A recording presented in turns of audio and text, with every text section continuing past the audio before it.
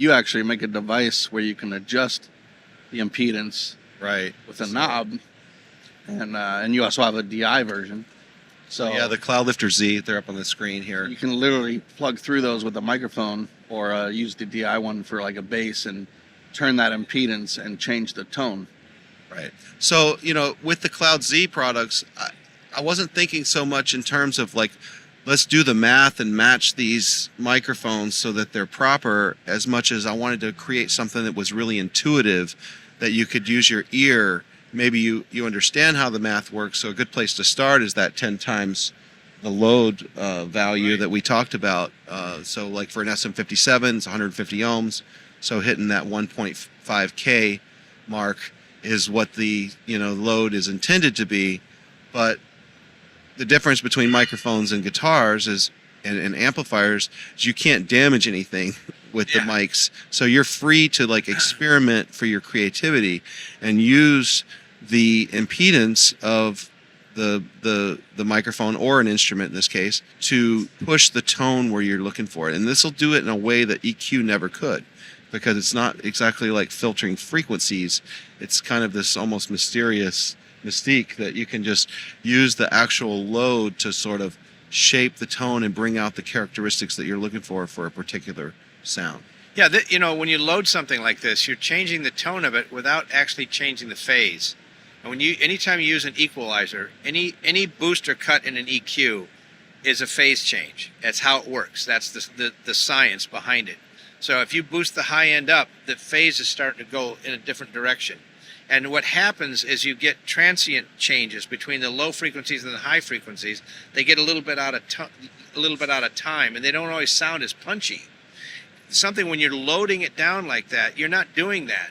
You're changing the tone without changing the phase response. So a lot of times if you overload the microphone with a too low impedance, it'll thin it out a little bit, and it'll do exactly what you want to do. Instead of putting a high pass filter on it, which has phase shift, you're actually loading it down so it just doesn't have the current to put the signal out. So it's kind of like you're going to the source and cutting it out there without doing any phase things. And that's an important thing when you're doing this. This box is actually very cool. I didn't know you had this. I'm going to get one.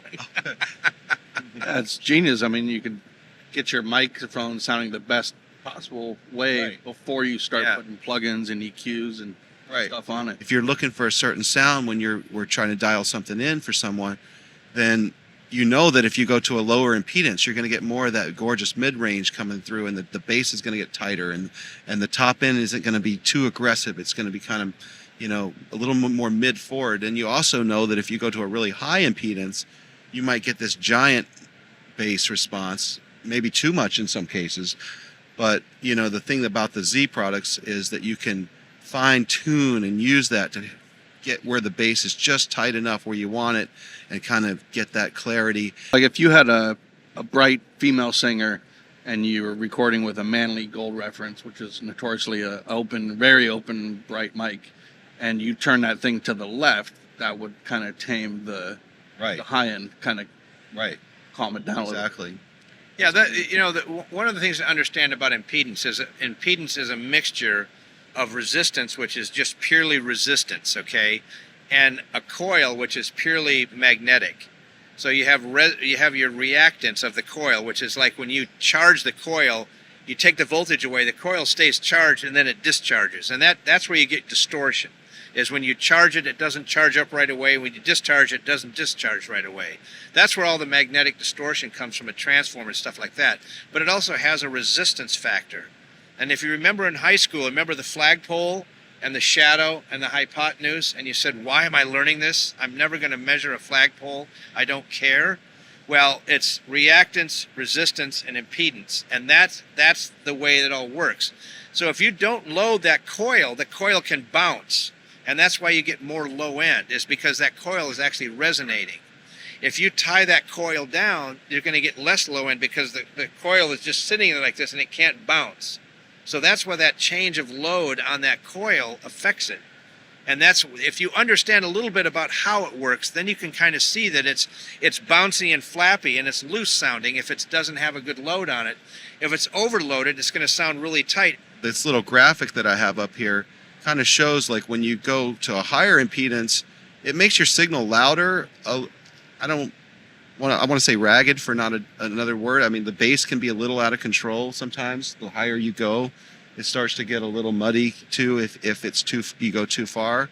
But then when you go the other way and you tighten it, you get more of a focus signal. As it starts to go down, here it goes down. You see that the signal gets more focused, kind of.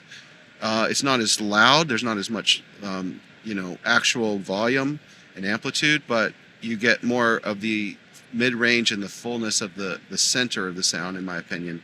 It's funny. I'm thinking about all these scenarios where musicians, engineers, producers are in the studio, or they're talking to their friends. And they're like, "Oh, I like this with this gear with this, but I don't like this." And Yeah. it could be all this that's happening, and they don't have control over it because they don't know it. It's endless.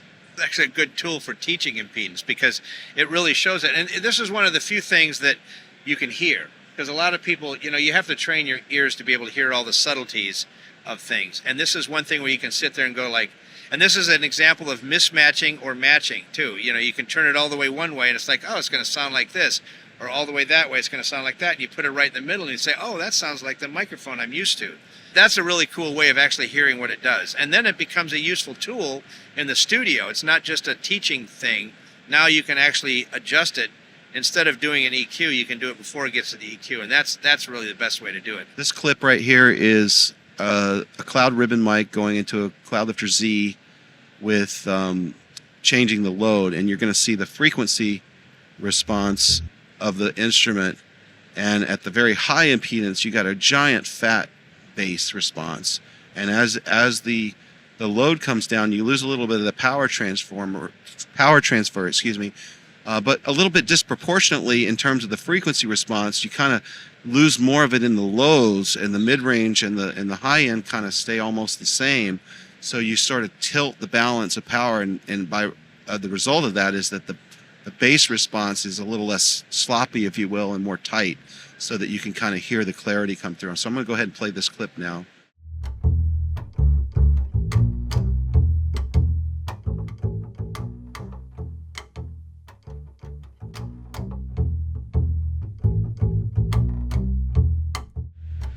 Play it one more time and say, notice how the bass starts to go down as the knob turns. You're still getting those peaks on the high end, but now it comes back up and it just fills it out. And so, most of the time I end up somewhere in the middle.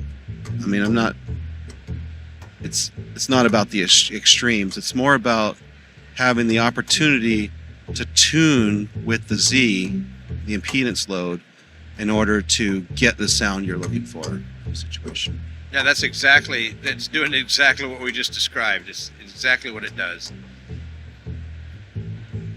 We can hear that same example with a guitar.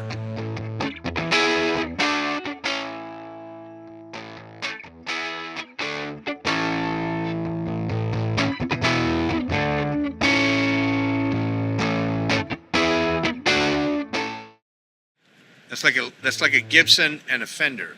Right. It's almost like you're turning it into a Fender. It's exactly because it is a Fender's a lower impedance, lower voltage guitar. So, but you see that mid-range comes through when it's really low.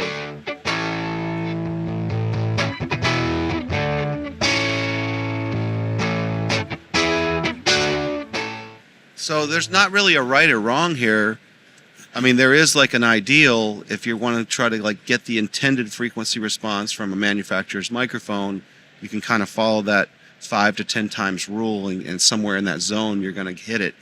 But I like to throw out the rules and turn it until I like the way it sounds. And that's kind of the point that I'm trying to make. We needed that decades ago. Yeah, come on. Where were you? So that's all happening by virtue of the load that we're putting, the resistance, if you will, the how we're impeding the signal and restricting part of it, and it changes the fundamental sound in kind of a subtle way, but in a way, as Paul said here, that an EQ could never do.